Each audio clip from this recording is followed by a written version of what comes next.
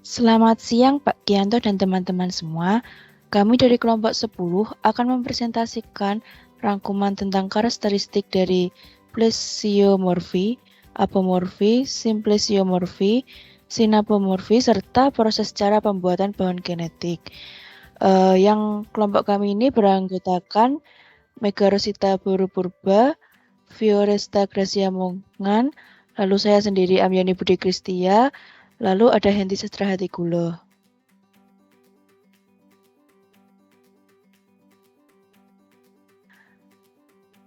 Yang pertama, kami akan membahas karakteristik dari plesiomorfi, apomorfi, simplesiomorfi, dan sinapomorfi. Yang pertama adalah plesiomorfi. Plesiomorfi ini merupakan karakteristik di mana sifat-sifat leluhur yang dipertahankan takson sepanjang evolusinya. Sifat leluhur dan urutannya itu sama. Turunannya itu sama. Dapat disimpulkan bahwa plesiomorfi itu tidak memiliki sifat turunan karena semua sifat leluhur diturunkan pada keturunannya. Ya, contohnya itu ada sayap pada hewan kupu-kupu. Dari nenek moyangnya sampai ke keturunannya itu semuanya memiliki sayap. Lalu ada 4 tungkai pada tetrapoda, di mana tetrapoda itu merupakan hewan yang memiliki anggota gerak yang berjumlah 4. Kemudian ada apomorfi, di mana apomorfi ini merupakan karakter evolusi baru yang unik untuk takson tertentu dan semua turunannya. Proses evolusi memunculkan sifat baru yang dinamakan sifat turunan, di mana sifat ini itu juga diturunkan untuk semua turunannya. Contohnya ada pada insekta Theriogota itu merupakan subkelas dari serangga yang termasuk serangga yang memiliki sayap. Namun beberapa anggotanya itu telah kehilangan sayap karena adanya proses evolusi. Lalu ada 4 tungkai untuk vertebrata. Jenis-jenisnya itu ada amfibi, aves, mamalia, dan reptil. Di mana pada beberapa reptil ini tidak memiliki 4 tungkai karena adanya proses evolusi. Contohnya adalah ular. Kemudian ada simplesiomorfi, di mana karakter ini atau sifat yang dimiliki oleh 2 atau lebih taksa dari nenek moyang yang paling awal. Jenis karakter simplesiomorfi ini juga dikenal sebagai karakter leluhur karena mereka telah dibagikan melalui sejarah evolusi yang panjang. Contoh dari simplesiomorfi adalah quadrupedilisme, yaitu kemampuan untuk berjalan dengan 4 kaki. Hal ini merupakan sifat nenek moyang yang diperlihatkan oleh reptil, amfibi, dan taksa lainnya. Kemudian ada sinapomorfi, di mana homologi antara spesies dan takson yang sama. Sinapomorfi ini merupakan jenis karakteristik yang ada pada spesies leluhur dan dibagi menjadi eksklusif atau dalam bentuk yang kurang lebih dimodifikasi oleh keturunan evolusionernya. Contohnya ada kelenjar susu pada mamalia yang merupakan sifat atau karakter yang dimiliki oleh semua anggota kelas mamalia, di mana seharusnya bersifat monofiletik, yang artinya semua anggota memiliki asal yang sama dan tidak ada yang di luar takson yang didefinisikan. Jadi di luar takson atau mamalia itu tidak memiliki kelenjar susu. Kemudian adalah proses cara pembuatan bahan genetik. Yang pertama-tama itu buka aplikasi Mega 10 atau Mega 11 yang sudah di-download. Kemudian kita mencari nukleotidanya dari tumbuhan atau hewan yang akan kita ambil, dan kelompok kami itu mengambil hewan dari NCBI. Dan hewan-hewan itu harus menggunakan nama ilmiah. Lalu kita mencari di kolom search, diakhiri dengan nama ilmiah itu ditambahkan dengan kata COI. Hewan-hewan yang kita cari itu ada Glossogobbius aureus, Glossogobbius gyuris, Glossoglobius JF concavifrons. Lalu langkah selanjutnya itu kita mencentang nukleotida yang dipilih. Di sini kelompok kami menggunakan nukleotida yang panjang BP-nya itu sekitar 500 sampai 600 BP. Kemudian klik Send to, lalu pilih Complete Record, kemudian klik File, lalu untuk formatnya itu yang awalnya sebenarnya diganti ke FASTA. Lalu kita klik Create File. Percobaan ini dilakukan sebanyak jumlah hewan yang kita ambil. Lalu file sequence yang sudah di-download tadi itu dapat di-rename supaya tidak bingung saat akan memasukkannya. Semua bahan pembuatan itu dapat dijadikan dalam satu file, lalu kita ubah nama filenya agar kita tidak kebingungan.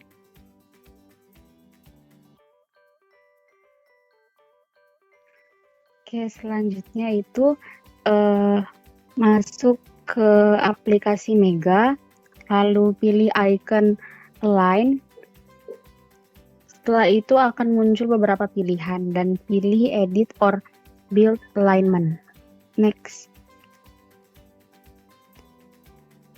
Setelah itu pilih Create New Alignment dan pilih DNA karena yang dipakai adalah urutan DNA-nya atau nukleotida. Next. Sehingga akan muncul halaman baru khusus untuk urutan DNA atau nuklea tadi. Next.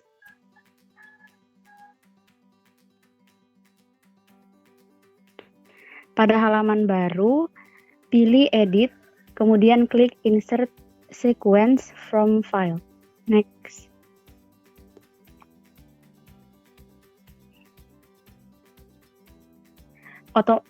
Otomatis urutan DNA atau nukleotida tersebut akan muncul seperti yang ada pada layar slide. Karena nama file terlalu panjang, sehingga bisa diperkecil dengan nama file di-rename. Dan satu sequence dapat dihapus dengan cara klik icon delete. Next.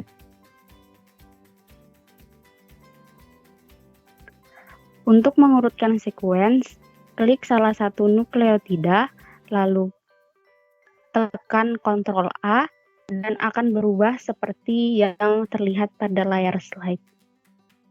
Next.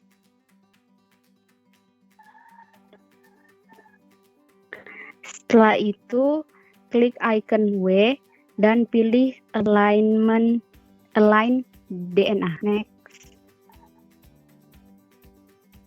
Sehingga akan muncul Clustal W dan klik OK. Next. Dan sequence akan otomatis terurut seperti yang terlihat pada layar slide. Next. Untuk lebih merapikan sequence nukleotida, potong bagian nukleotida yang tidak full. Next.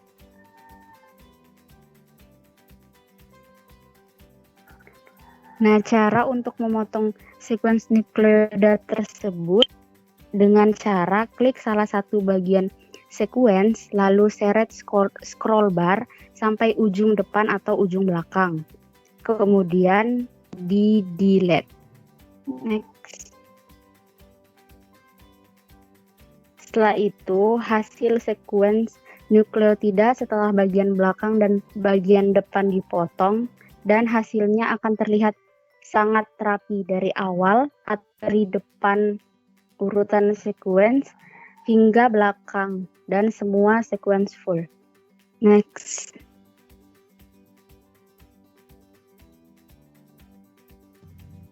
Selanjutnya kita klik data dan pilih phylogenetic analysis.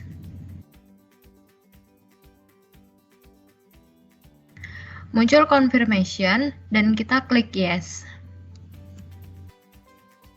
Sekarang buat pohon genetik. Caranya dengan klik icon phylogeny.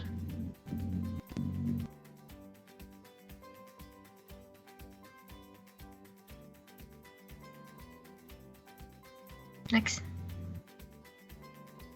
Kemudian pilih construct or test snakeboard joining tree karena itu digunakan untuk pemula.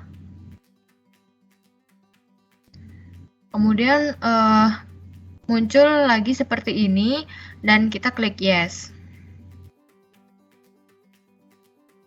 Nah, habis kita klik yes, akan muncul phylogeny reconstruction. Di bagian ini kita akan men-setting agar pohon tersebut dapat tersusun dengan rapi. Jadi yang pertama, bagian test of phylogeny akan kita ganti menjadi bootstrap method. Next. Selanjutnya nomor dari bootstrap kita ganti 500 karena panjang DNA yang kita gunakan tadi 500 sampai 600. Next.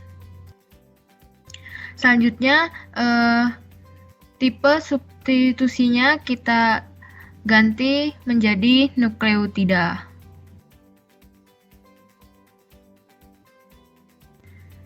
Kemudian model atau metodenya kita ganti menjadi Kimura 2 parameter model.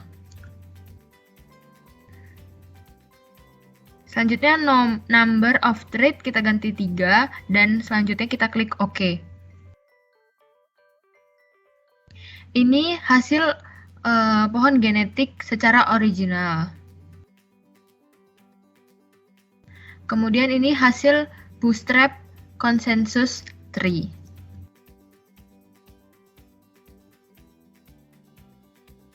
Sekarang cara menyimpan file. Pertama itu jika filenya sudah fix dan tidak diubah lagi, maka gambar atau image itu diubah ke PDF atau PNG. Next. Terus kita masukkan nama file. Habis kita masukkan nama file, kita klik OK. Dan kita pilih lokasi penyimpanan file. Dan sarannya itu sebaiknya filenya itu disimpan dalam satu file dengan semua bahan pembuatan pohon genetik. Hal ini bertujuan agar lebih memudahkan, biar nggak kecampur dengan file yang lain. Next. Nah, option yang kedua itu, jika file kita itu masih belum fix atau masih diedit atau diubah lagi, kita klik icon kiri ujung. Seperti yang tertera di gambar PPT. Terus kita edit apa yang mau kita edit. Nah, setelah kita edit atau sudah fix, next. Kita masukkan ke satu file bahan pohon genetik tadi. Terus kita rename. Setelah kita rename, kita klik save. Maka filenya itu secara otomatis akan tersimpan. Next. Sekarang masuk ke cara menyimpan sequence data Explorer. Pertama itu kita klik icon TA. Next.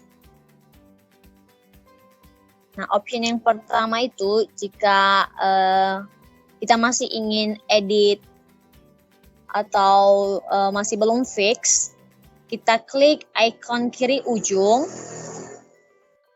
Terus bagian deskripsi itu kita isi nama file. Kalau sudah, kita klik OK. Next. Nah, setelah kita masukkan ke file pohon genetik tadi. Setelah kita masukkan, kita klik maka data itu akan atau file itu akan tersimpan. Next. Nah, option yang kedua, jika filenya itu sudah fix atau tidak ingin kembali, maka langsung saja kita klik icon Excel, terus kita masukkan deskripsi, diisi dengan nama file, habis itu kita klik OK. Next.